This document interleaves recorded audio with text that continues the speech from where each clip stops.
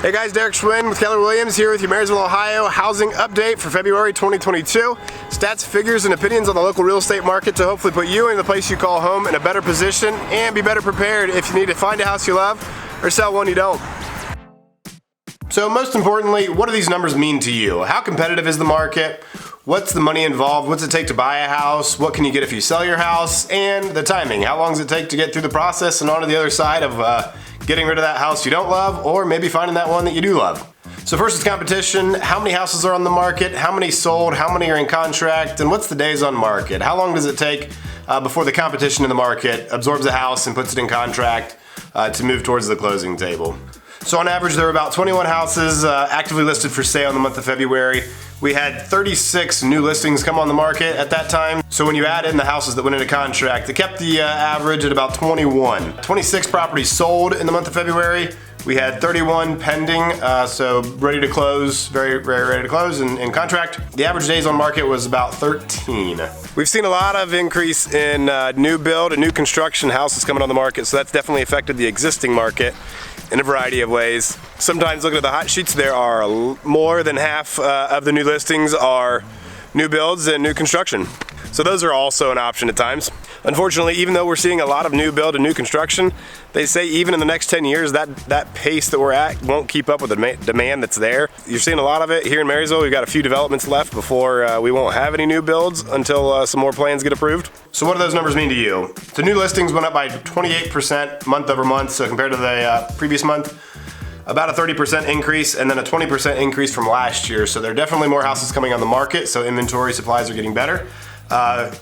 Fewer properties sold, so that's keeping houses on the market a little bit longer. So that days on market number of 13, that was up by 8%. Doesn't sound like a whole lot, but compared to last year, that's up 59%, which is quite a bit. So definitely improvement over last year. I think things are catching up. So all in all, how competitive is the market? It's getting less competitive than it has been.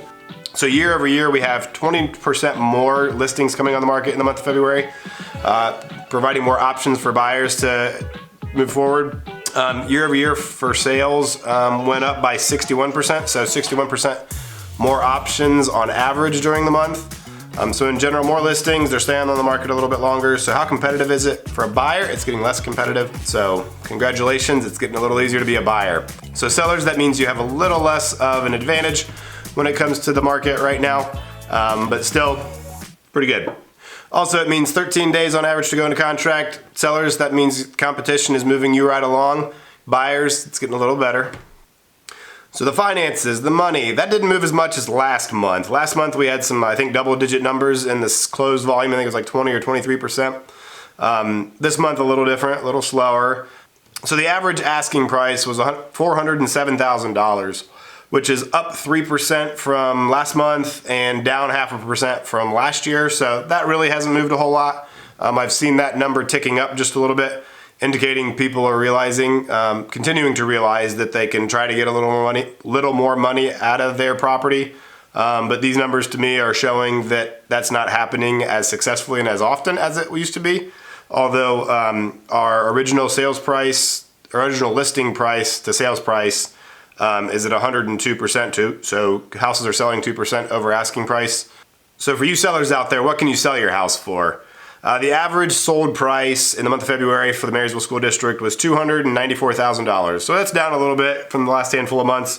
Down 5% from the previous month and down 7% from last year. So things aren't closing as high as they were, but again, still 2% higher over asking price on average.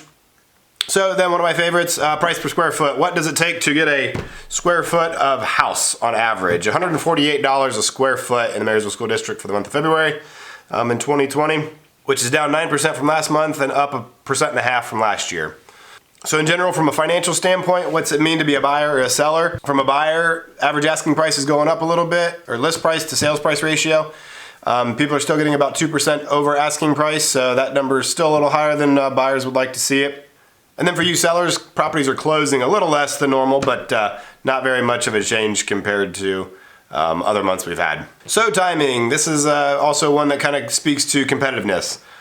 We've got 0.8 of a month of inventory, so that's gone up 56% from last month and 62% from last year. So doesn't seem like much of a change, but percentage-wise, a big change. So still like to see that number change a fair bit for buyers, so buyers can get back in the market and take advantage of home ownership. Also, like I said earlier, days on market is about 13, about 2 weeks for your house to go in contract on average. That number is up 8% from last month and 59% from last year. So that's a pretty big change from last year. Not very much because it's hovered around a dozen days or so for quite a while. But what's that mean to you? About 2 weeks to get into contract, and usually a contract is about 30 days to 45 days depending on the situation, but on average that's about where it's at. So about 2 months in general from the time you talk to professionals, make a plan, list your property, get in contract, and move forward. So to break things down and summarize, more listings are coming on the market. They're staying on the market a little bit longer, easing the tensions for buyers, making it a little bit easier for buyers to acquire a property.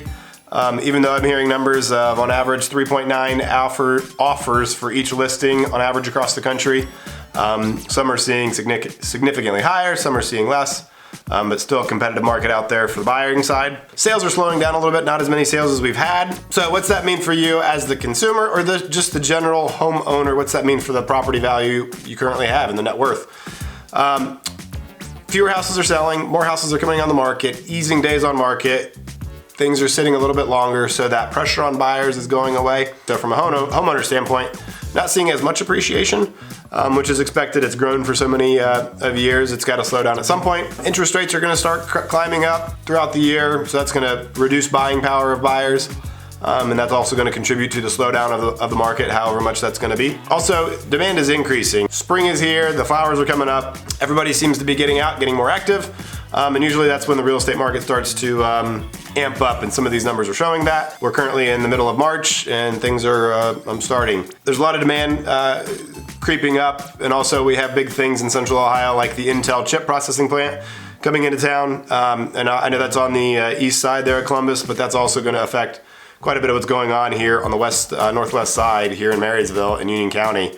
I believe it was 3,000 jobs for Intel, 7,000 construction jobs, about 15,000 jobs projected to support everything that's going on there.